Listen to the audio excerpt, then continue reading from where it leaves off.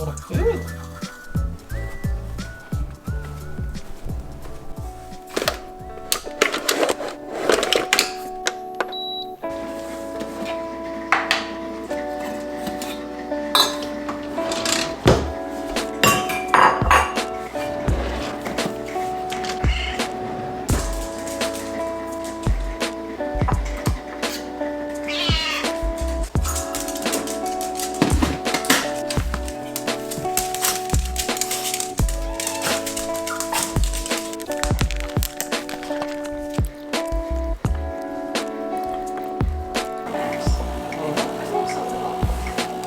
That's one full cup. That's a half.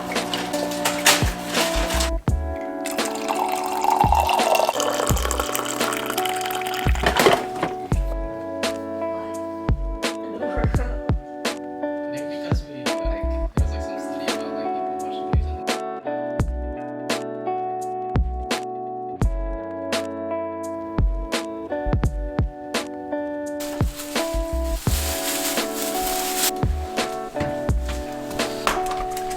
Ay.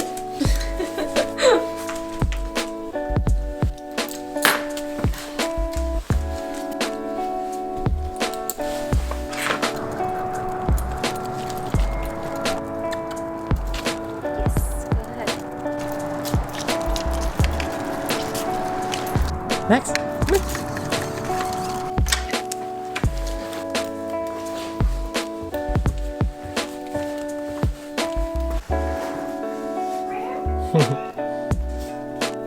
Go. Go.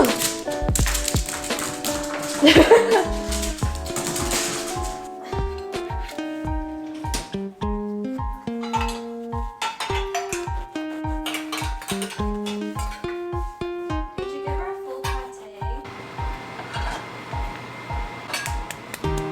It's nice that people carrying like a trash can. Say like everyone knew had a water bottle. We want to switch the item. Violet.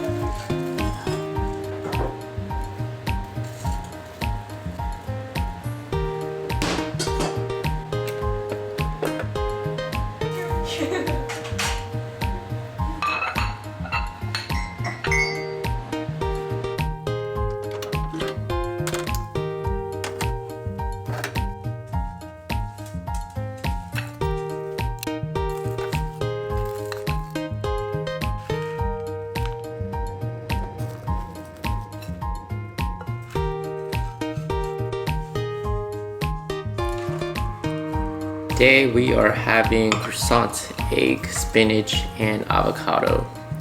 This meal actually brings me back because my mom used to always just give us croissant and egg in the morning. We Americanized the shit out of it with avocado and spinach. I used to hate mornings. I never considered myself a morning person, but then I think there was like a reframing I had in the past few months where I kind of realized that by saying I'm not a morning person, it was actually setting myself up for failure. Saying I'm not good at math, right? It's like a self-fulfilling prophecy. So I tried to change it and focus on like I could definitely be a morning person if I tried. And it's working pretty well. What got you to like want to be a morning person though? Like, where did that desire come from all of a sudden? Oh my god, these flakes. I think what got me, the impetus of getting me the morning person was realizing how all my energy was being sucked up by work. And that after work, all I had energy was to go to the gym and like play games and go to sleep or something. I wasn't investing in my own time for myself, whether that's my own learning, my own like creativity. And I realized that I needed to balance my life more. And the way to balance my life is to give energy towards my full energy or my fresh energy towards other aspects of my life. And what made you want to like read instead of like wake up to go to the gym? Throughout our whole relationship, even like post grad, you always just like woke up to go to work. When I came home, gym, dinner, sleep. Like I don't think you really had hobbies outside of like gym and gaming. I don't know, there's something along the lines of not being able to like discover hobbies unless like you actively put yourself out there. So actually in Elliot Dahl's Feeling Good book that most recently came out, which I highly recommend, he talks about how if you're feeling good or you're happy, you're more likely to be more open to opportunities. And the thing is, like, for me, I think because I suffered from depression or just was not necessarily satisfied with my life, I was never really fully open to new experiences. And in particular, by where I'm at right now, where I am feeling really content and happy with my life, I'm able to actually expand my horizons and actually consider different things. Yeah, if you find yourself being stuck doing the same thing over and over and realizing why it's so hard to break out of it, it's probably because you're just not feeling good. So what got you up at 5 a.m. back in grad school? I loved reading at that time. I loved reflecting on my thought processes, my feelings, and just getting that boost of inspiration from books. And I also just feel like grad school, you're in this, not cycle, but you're in this wheel where you go to class, you do homework. It's a lot of fun. Don't get me wrong, it's a lot of fun. But I wanted to read just for myself, not for the sake of a curriculum. I wanted to build my own curriculum. Yeah. So, what kind of curriculum were you trying to give to yourself back then? I think back then, I really wanted to learn more about my anxiety. Because I was also during a time when I was going to therapy a lot. And I had these feelings, anxiousness and nervousness when being around people and traveling and even around you, honestly, talking about my feelings around you. And that was during a time too, in our relationship, it was really hard to talk about feelings. I remember telling you, I feel like I cannot feel mad or sad or anything negative because you felt like you were doing everything right all the time. And there was just there's no reason for you to feel mad or sad because I'm already putting everything into you in our relationship.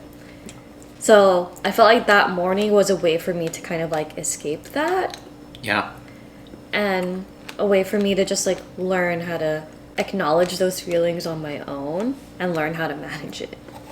Yeah, I think my problem back then was catastrophizing a lot. I don't think it was necessarily I thought that I was doing everything right. I thought that I was doing everything that I could in my power. Yeah. And I think that sense of helplessness of, if I'm doing everything that I think I can and I'm not doing a good job, then that affects my self-esteem. But then in reality, that's centering my own feelings versus yours, which is toxic in itself. It takes a lot of emotional maturity. That was what?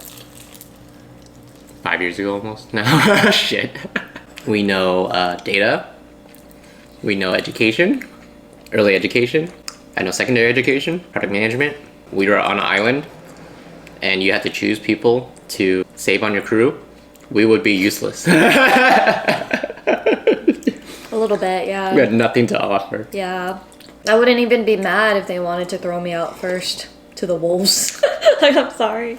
No, they can't throw you out because you're not gonna be able to feed them enough, What? The wolves are gonna get hungry again really easily. Because I'm skin and bones. You don't have enough meat, that's all. You don't know that. I might have a lot of fat in me.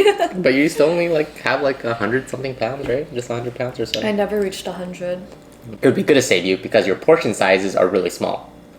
That means that if we were to eat, it wouldn't cost that much to feed you. Oh my god, you're so... What? Well, I'm trying to save your life. Okay, okay. okay. I'm trying to think of if you and me were stuck in that situation with a whole bunch of strangers, then that's what I would advocate for. Okay. We need to save my wife, okay? She's cheap to feed, which is very true. Maybe I do have PCOS. It's polycystic ovarian syndrome? Hormones being imbalanced and stuff.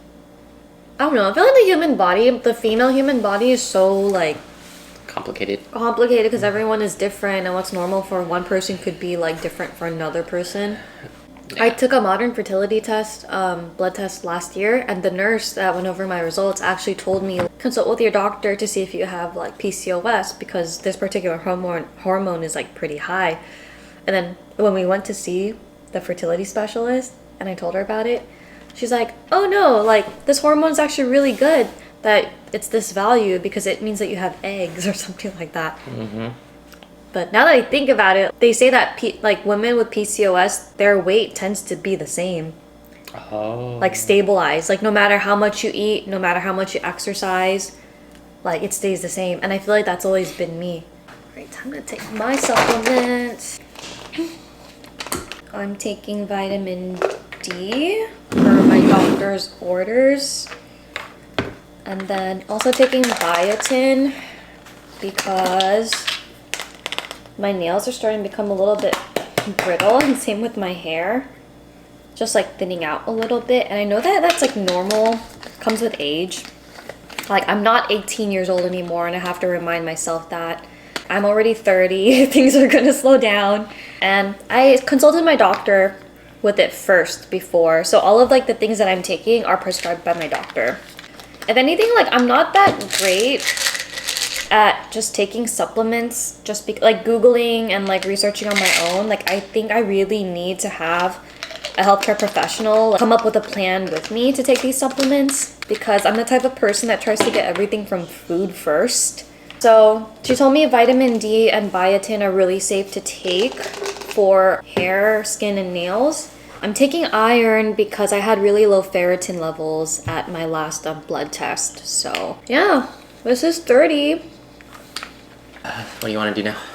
We have like an hour and a half to kill before work. Today is Joy's first YouTube video that's coming out ever. Last week was mine. Today's Joy's, and then next week will be ours together, which is part of this video right here.